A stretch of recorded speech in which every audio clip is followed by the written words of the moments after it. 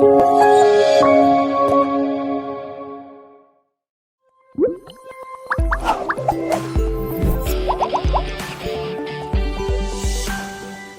deuxième séance est intitulée Antigone et la nourrice. Être capable de faire une analyse afin de déceler quelques caractéristiques de la tragédie moderne, c'est l'objectif de cette séance. La scène qu'on va étudier est une scène située juste après la sortie du prologue, ça veut dire la scène où le prologue a présenté les personnages, le cadre spatio-temporel, les événements, etc. Commençons par la lecture magistrale de l'extrait qu'on a aujourd'hui. La nourrice.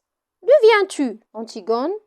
De me promener, nourrice. C'était beau, tout était gris. Maintenant, tu ne peux pas savoir, tout est déjà rose, jaune, vert. C'est devenu une carte postale. Il faut te lever plus tôt, nourrice, si tu veux voir un monde sans couleur. Il va passer. La nourrice. Je me lève quand il fait encore noir. Je vais à ta chambre pour voir si tu ne t'étais pas découverte en dormant et je ne te trouve plus dans ton lit, Antigone. Le jardin dormait encore. Je l'ai surpris, nourrice. Je l'ai vu sans qu'il en s'en doute. C'est beau un jardin qui ne pense pas encore aux hommes. La nourrice, tu es sortie. J'ai été à la porte du fond. Tu l'avais laissé entrebâillée. Antigone, dans les chambres, c'était tout mouillé et cela attendait. Tout attendait. Je faisais un bruit énorme toute seule sur la route et j'étais gênée parce que je savais bien que ce n'était pas moi qu'on attendait. Alors, j'ai enlevé mes sandales et je me suis glissée dans la campagne sans qu'ils s'en aperçoivent. La nourrice, il va falloir te laver les pieds avant de te remettre au lit. Antigone, je ne me recoucherai pas ce matin. Au début de cette scène, Antigone part de sa sortie le matin, mais la nourrice ne comprenait rien. كتحاول تعرف علاش خرجت بكري وهي خايفة عليها من البرد وملي ما فهمات حاولت تهضر مع الجمهور. À 4 heures. Il n'était pas 4 heures. Je me lève pour voir si il n'était pas découverte. Je trouve son lit froid et personne dedans. Je crois que si on se levait comme cela tous les matins, ce serait tous les matins aussi beau, nourrice, d'être la première fille dehors. La nuit, c'était la nuit. Et tu ne veux me faire croire que tu as été te promener, menteuse. D'où viens-tu? Antigone a un étrange sourire. C'est vrai, c'était encore la nuit. Et il n'y avait que moi dans toute la campagne à penser que c'était le matin. C'est merveilleux, nourrice. J'ai cru au jour la première aujourd'hui, la nourrice. Fais la folle, fais la folle. Je la connais, la chanson. J'ai été fille avant toi, et pas commode non plus, mais dure tête comme toi, non. Deviens-tu mauvaise? Antigone soudain grave. Non, pas mauvaise. La nourrice, tu avais un rendez-vous. Dis non peut-être. Antigone doucement. Oui, j'ai un rendez-vous. La nourrice, tu es un amoureux?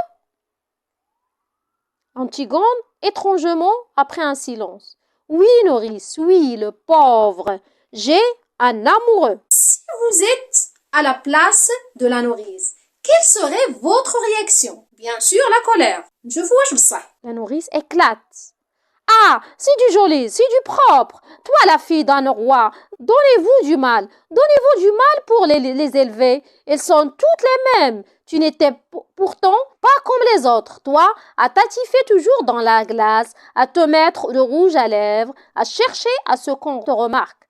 Combien de fois je me suis dit, mon Dieu, cette petite, elle n'est pas assez coquette. Toujours avec la même robe et mal peignée. Les garçons ne verront qu'une semaine avec ses bouclettes et ses rubans. Ils ne me la laisseront sur les bras. Eh bien, tu vois, tu étais comme ta sœur. Et pire encore, hypocrite. Qui est-ce? Un voyou? Peut-être. Un garçon que tu ne peux pas dire à ta famille.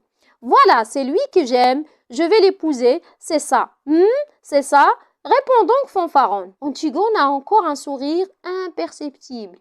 Oui, nourrice. Elle dit oui. Miséricorde. Je te l'ai eu tout gamine. J'ai promis à sa pauvre mère que j'en ferai une honnête fille. Et voilà. Mais ça ne va pas se passer comme ça. Ma petite, je ne suis que ta nourrice. Et tu me traites comme une vieille bête. Bon, Mais ton oncle crayon saura, je le promets. Antigone soudain un peu lasse. Oui, nourrice, mon oncle crayon saura.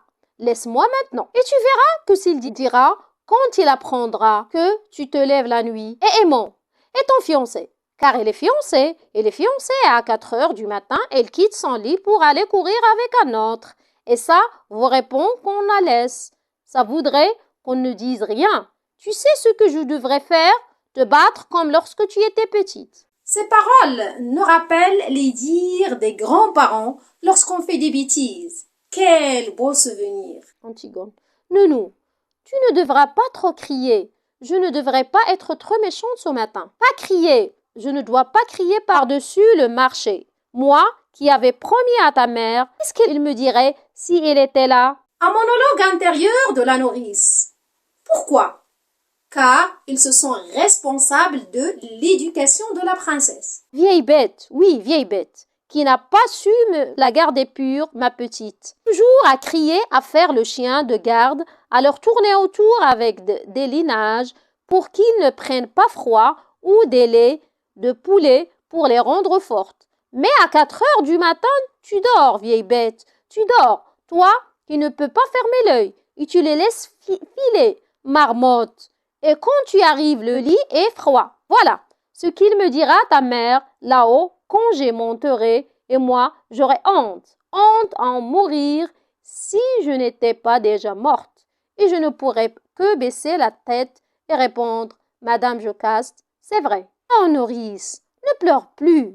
Tu pourras regarder maintenant bien en face. Quand tu iras la retrouver, et elle te dira, bonjour Nounou, merci pour la petite Antigone, tu as bien pris soin d'elle. Il sait pourquoi je suis sortie ce matin. Tu n'as pas un amoureux? Oh Nounou, la nourrice. Tu te moques de moi alors. Tu vois, je suis trop vieille. Tu étais ma préférée, malgré ton sale caractère. Ta sœur était plus douce, mais je croyais que c'est toi qui m'aimais. Si tu m'aimais, tu m'aurais dit la vérité. Pourquoi ton lit était-il froid quand je suis venue te border? Antigone. Ne pleure plus, s'il te plaît, Nounou. Elle l'embrasse. Allons, ma vieille bonne pomme rouge, tu sais quand je frottais pour que tu brilles. Ma vieille pomme toute ridée, ne laisse pas couler tes larmes dans toutes les petites rigoles pour des bêtises comme cela. Pour rien. Je suis pure. Je n'ai pas d'autre amoureux qu'aimant mon fiancé. Je le jure. Je peux même te jurer, si tu veux, quand je n'aurai jamais d'autre amoureux. Garde tes larmes. Garde tes larmes. Tu en auras peut-être besoin encore, Nounou. Quand tu pleures comme cela, je redeviens petite. Et il ne faut pas que je sois petite ce matin. Entre Ismène.